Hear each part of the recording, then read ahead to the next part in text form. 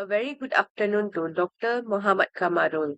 We are from Group 4 going to present about our project entitled Study of Machine Efficiency in an Engineering Application. These are my teammates, which is myself. My name is Logopriya, daughter of Subramaniam, Emilia Anak Solo, Avril Abigail Victor, and the last one is Nurul Hazika binti Mohazir.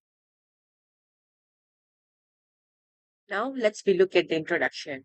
So basically, this project looks at the machine efficiency using simple statistics. We use 30 sets of data for operating time and efficiency to see how the machine is performed. Methods like estimation, hypothesis testing, and linear regression help us to understand how the operating time affects the efficiency. Okay, in this slide, we are going to explain about engineering application.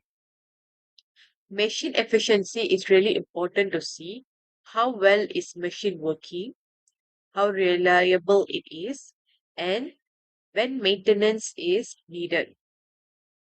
For the statistics help us to understand the machine's behavior and improve its performance using data. So now I will explain about the project objective. The project objective first, estimate the average machine efficiency for the chapter 4. Second, test whether efficiency meets a target value in chapter 5. And number 3 is study relationship between time and efficiency using regression using in chapter 6.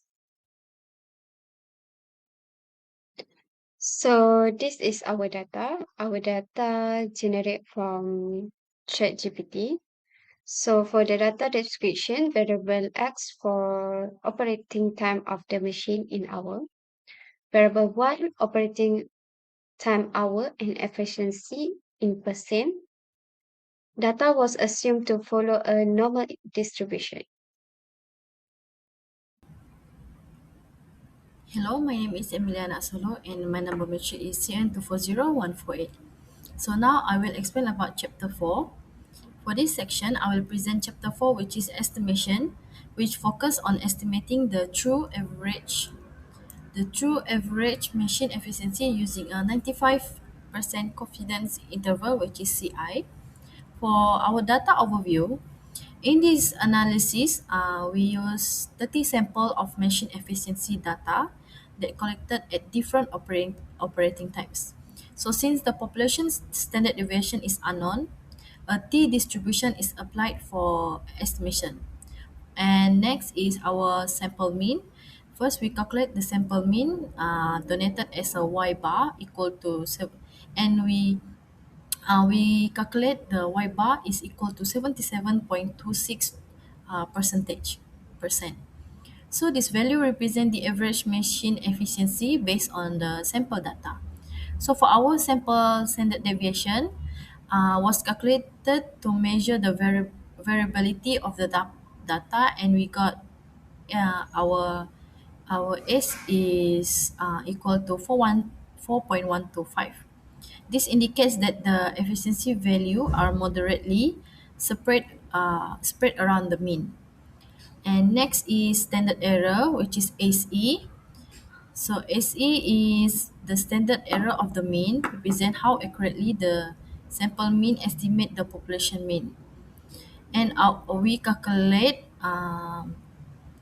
S equal to punca kasus N equal to 0.753. And our ME, which is margin of error, we got 1.54. So this using a 95 percent confidence level and 29 degree of freedom, the margin of error was calculated equal to 1.54.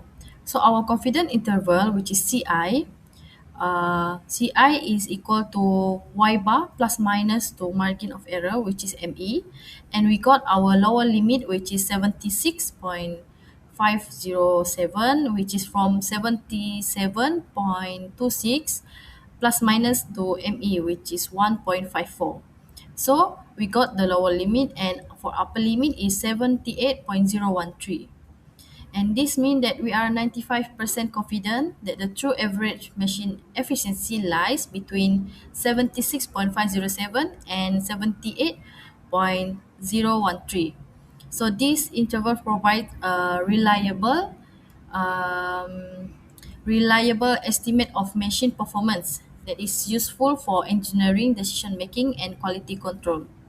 To conclude this chapter, for my part, chapter 4 demonstrates how estimation techniques can be applied to evaluate machine efficiency by using the sample mean, the standard deviation, the standard error, margin of error, and confidence interval. We successfully estimated the population mean with high confidence. So this confirmed that statistical estimation is an effective tool in engineering performance analysis. That's all from me. Thank you. So for the chapter 5, hypothesis test for the population mean in machine efficiency. So null hypothesis, the population mean of machine efficiency is 75. So the HO mean equal to 75. Alternative hypothesis, the population machine efficiency is greater than 75. So H1 mean greater than 75. So we have to calculate the t-test first. So for the formula of the for the t-test, total of the y equal minus to the mean divide by s divide by square root of n. So the total of the t-test, we get the 3.01. So decision and conclusion, calculated t equal to 3.01, then critical t equal to plus minus 4.125. So the result is 3.01 less than 4.125. Decision does not rejected because of the t value is less than the critical value. So the decision is not reject the null hypothesis. Therefore, there is not enough evidence to support the claim that the mean is significantly different from the state value. Good afternoon, everyone. My name is Ever Abigail Victor. Number matrix CN240252. So today I'm presenting a chapter 6, simple linear regression. So this study looks at how operating time affect machine efficiency. So as we can see from the data tables, as time increases, efficiency also goes up, indicating a strong positive relationship. So let's go to the calculations. So in this calculation, we can analyze 30 samples. After calculating the necessary sums and means, we found two key coefficients. For the first one, the slope. For the slope, beta 1, which is 0.5219. And for the second, the y-intercept, beta 0, which is 68.63. This is give us our regression equations.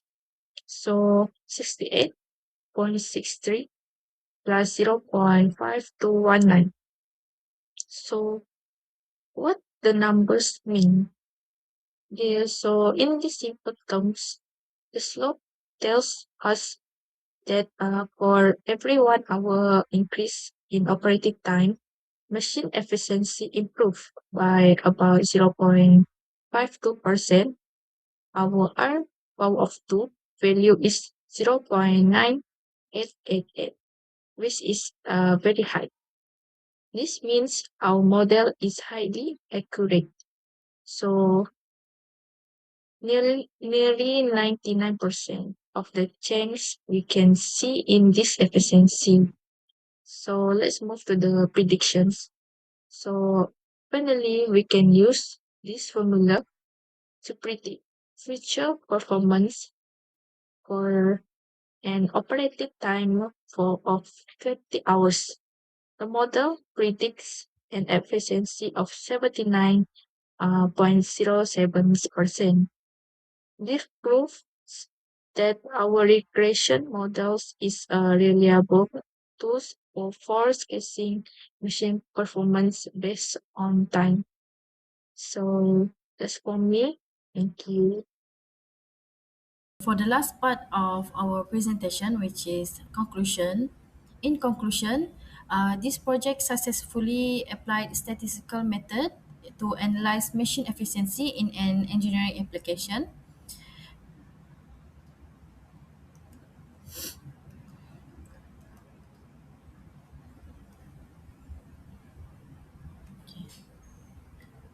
For the last part of our presentation, which is conclusion.